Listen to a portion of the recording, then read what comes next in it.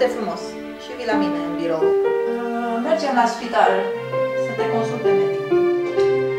Româna. Bună ziua! Gata!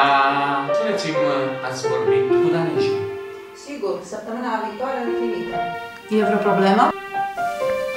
Da. Și încă una gravă. Băiatul ăsta e bolnav. Păi și nu putem să-l trimitem așa? Păi ce crezi că Daniji ăștia sunt proști?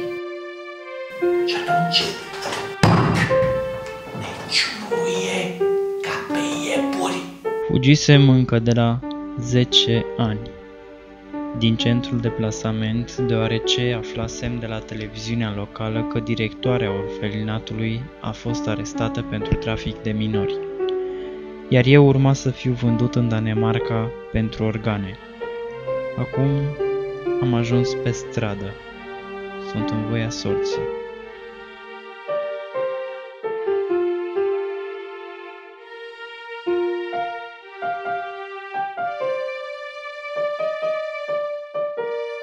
Capitolul 4. Titlu: Doamne, răul te slujește.